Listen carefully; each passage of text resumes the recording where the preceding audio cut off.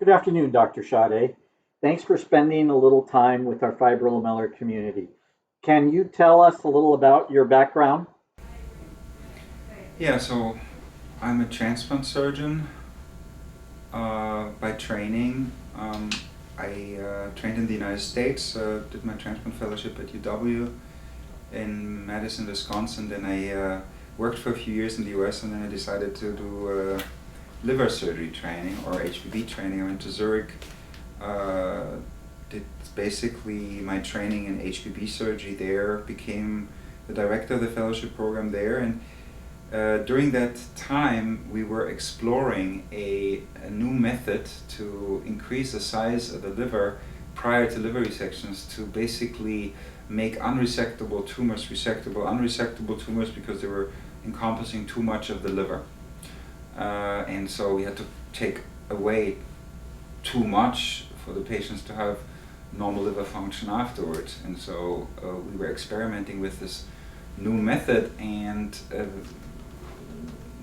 this really got me into the area of resectability.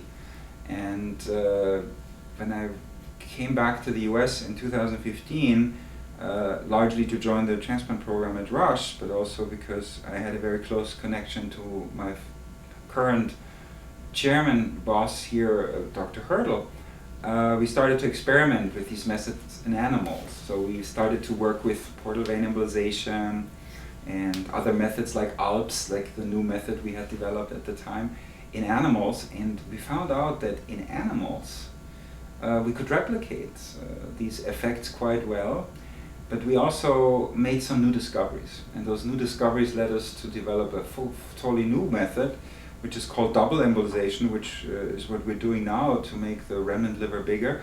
And so basically, given that that is my research interest, that's what I've done in animals, both rats and pigs, as well as in cell culture and so on, to do research in this field. It's also been the thing that interests me the most clinically. So clinically, my topic is really to see patients who have tumors that are not resectable because they're too large or because they're too difficult to resect. And so that is my patient population, so that is my background. That's how I stumbled across a very rare tumor, fibrolamellar cancer, which occurs, as you know, 1 in 5 million people in the United States. And so, you know, if you think about it that way, 1 in 5 million people, Chicago is 5 million people, so you see one patient in Chicago a year, theoretically, but then there are 5 university hospitals. So no, it really became a topic because people send us patients who have this type of tumor that are usually large, and difficult to resect, and so that's how we started to have experience with this. Sure. Dr. Schadde, regarding the fibrolamellar specific tumors that you've been working on for the last 3 years, what do you use as your criteria when you're evaluating a patient for a possible resection? And has it maybe changed as you've become more used to seeing these type of cases, being that they are so involved? So could you talk a little bit about that? Yeah, I think every time you see a patient as a surgeon, you're being asked to assess technical resectability. And I think we can do a lot these days in liver tumors. However, many patients with fibrolamellar cancer don't only have liver tumors, they have metastatic disease. And the metastatic disease is a wide spectrum, right? We see patients who have metastatic disease spread to their peritoneum, which we call peritoneal carcinomatosis. There are patients who have metastatic disease because they have lymph nodes that are not regional lymph nodes. So they're not lymph nodes that belong to the liver, but they're beyond that, next to the vena cava, next to the aorta, next to the big blood vessels in the abdomen, in the retroperitoneum, all the way down to the pelvis, right? And then we see even patients who have lymph nodes spread to their lymph nodes in their chest, the so-called mediastinal lymph nodes, right? And then we see patients who have metastatic disease to the bones, to the lungs, etc., right? And so the question comes, the question is, what do you consider resectable? Well, the traditional teaching is that in HCC, in fibrolamellar, HCC is a subtype of HCC, although that becomes really important. This little detail, right? Right. Really becomes important. That metastatic disease should not be addressed with surgical means, right? Now, there is a specific about fibrolamellar cancer. It has a little bit of a different speed of growth. Patients are usually very young. The median age is 25 years. That's right. Right? So basically, we have a different patient population from the typical HCC, hepatocellular carcinoma population, where patients usually have cirrhosis, usually older. The cirrhosis is usually caused by either alcohol or virus disease, etc. Or like a hepatitis. Some kind of hepatitis. Sure. Exactly right. And so basically, they're different patients. And so whenever you basically see a patient as a surgeon, you judge their technical resectability because in the tumor board later on, when you discuss this case with your peers, right, they will come with their criteria and their ideas, and the oncologist will say, it's an M1, means a metastatic tumor, it ought not to be resected, and those are called the oncologic criteria. And then certainly you look at your patient, and you don't just think about technical aspects, but you also think about, how old is the patient, what comorbidities the patients have. In fibrolamellar patients who are generally very young, right, which is a good thing for our surgeons, because young patients tolerate surgery very well. There are issues like they have previously been resected already, right? So reoperative surgery is more complicated. It has different dangers inherent to it than primary surgery when you have never operated on the abdomen before. So you look at all of these, I would say these three dimensions of resectability, right? The oncologic axis, the patient axis, and the technical axis, right? And I think technically we can go very far. Now, should we operate on patients who have metastatic disease, let's say to the lymph nodes or the retroperitoneum that goes very far down? That's a big question. It's an open question, Tom. If you think about the fact that the incidence means the occurrence, right, of this tumor is very low. It's 1 in 5 million people. You have 60 cases a year or so in the United States, right? We have operated maybe on 25 patients here at Rush over the last years. And you are following about 260 patients yourself, right? You can already tell that you have followed, if every patient who's fallen sick with this illness, this disease in the United States, over the last 4 or 5 years would have registered with you, you would know all the patients, right? But so it's a very rare disease, so we know very little about it, and there's very few systematic studies that have been performed. How far should we go? What should we do? But we certainly have operated on people with metastatic disease here at Rush. We always judged the indication on why we should operate on them based on resectability. It was technically resectable, and we felt that we had a adjuvant therapy, or a neoadjuvant therapy means therapy before we treated the patients with surgery, either based on some effective drugs like tyrosine kinase inhibitors like levantinib, etc., or and others, combinations of drugs, or immunotherapy. And so we've always used those both strategies and combined them, and that's our practice here. Have we become more conservative, if that's your question? Well, yeah, exactly. Yeah, I think we have over the years become a little bit more conservative. I, for example, do think that we need to see a response in patients with peritoneal carcinomatosis, with people with tumor implants inside of their abdominal cavity. We need to really see a response in order to consider resection. But I would not fault another center that says fundamentally these patients should not be resected at all. because the evidence is there that the recurrence rates are very high in patients like that. Right. Still, they're very young, and we think that tumor debulking means mass reduction, despite the fact that you're convinced that there's going to be tumor cells in their system that are remaining either locally or in the bloodstream.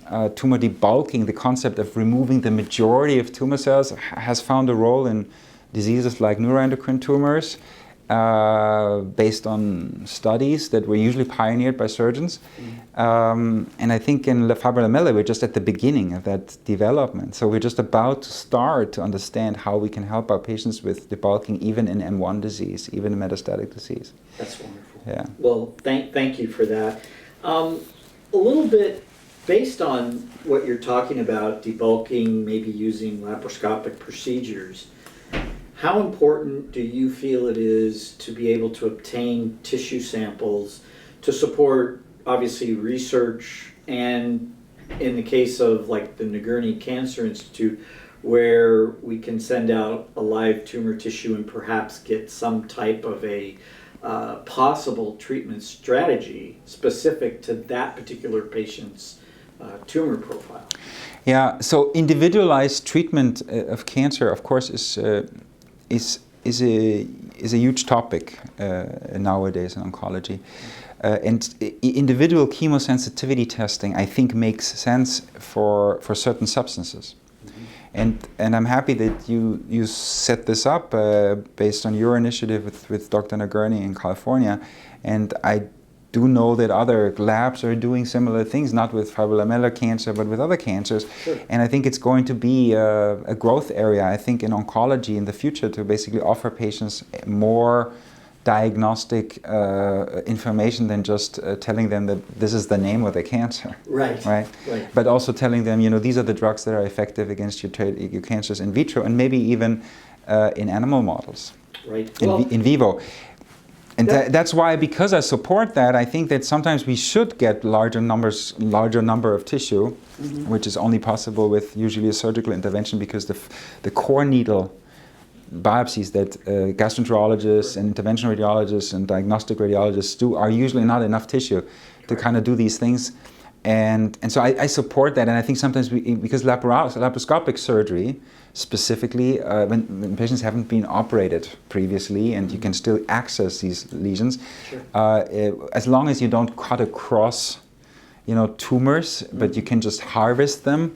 Like in fibrolamellar, it's very common because they form like round structures, like almost like grapes hanging from a tree or so. You can kind of cut them off and then take them out. Laparoscopically, I fully support that, to get more information about the tissue than we get by just a biopsy that is being performed through endoscopic ultrasound or other means.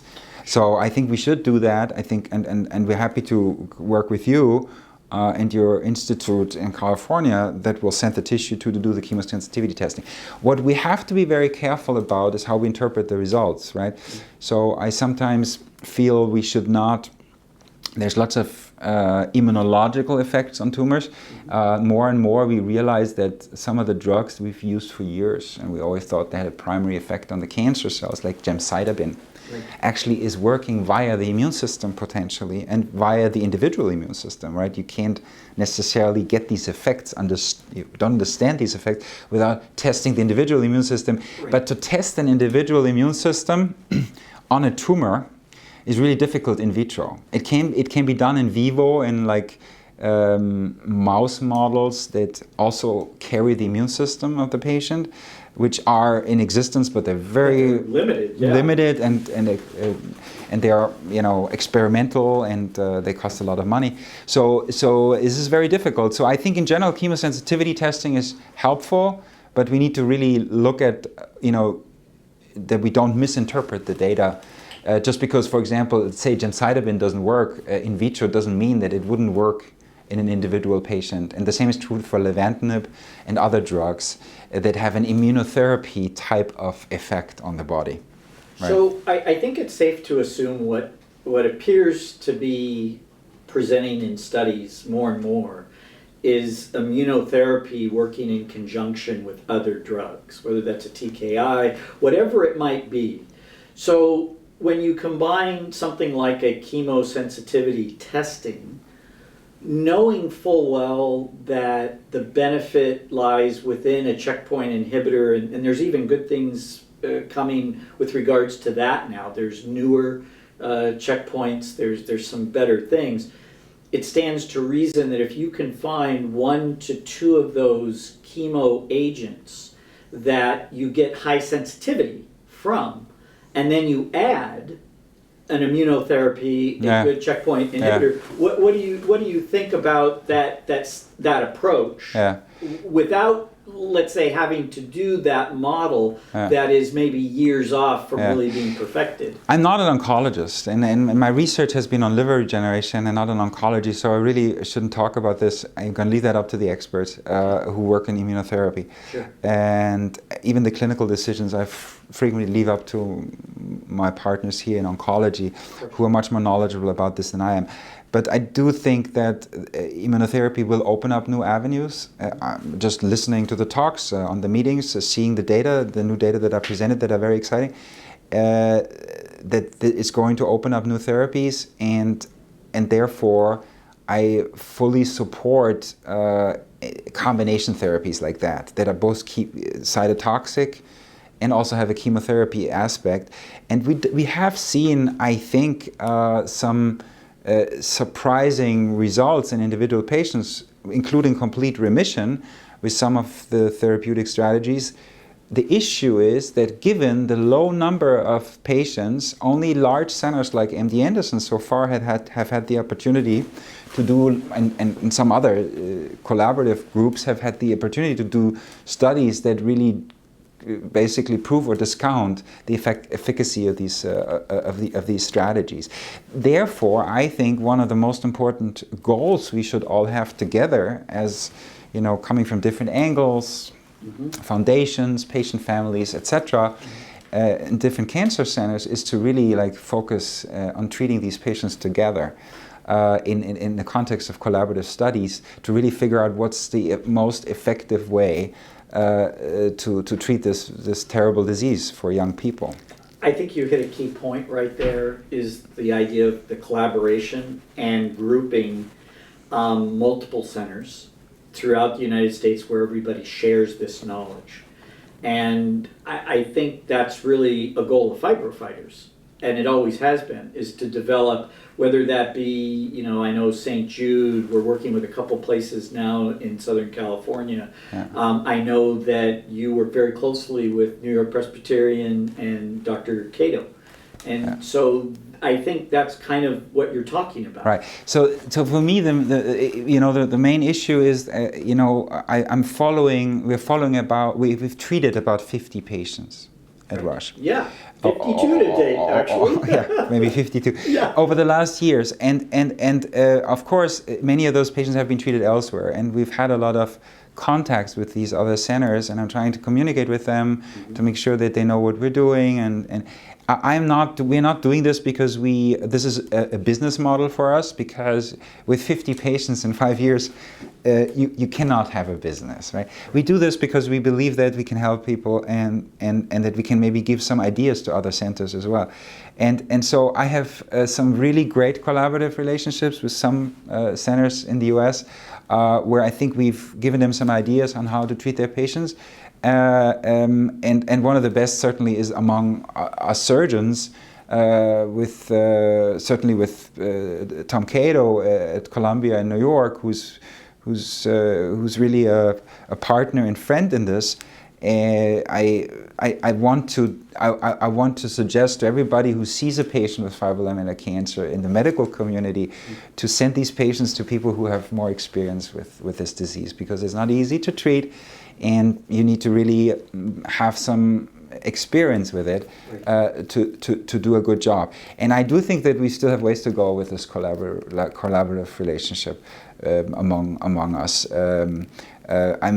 good friends in the meantime with, you know, people in New York like Sandy Simon, who, you know, looks at fibrolamellar cancer from the perspective of a cell biologist, with surgeons like Tom Cato at Columbia, with other surgeons who treat this disease at MD Anderson, Tom Aloya, Nick Votay, and Doug Farmer at UCLA, and others.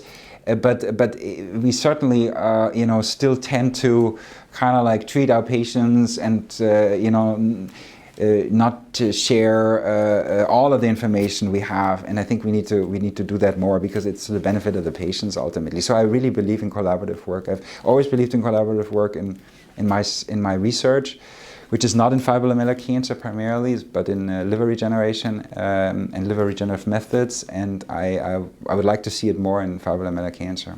I think you hit a great point there. Yeah. I really, really appreciate it. I appreciate your time today. Thank you so much for taking your time out of your day.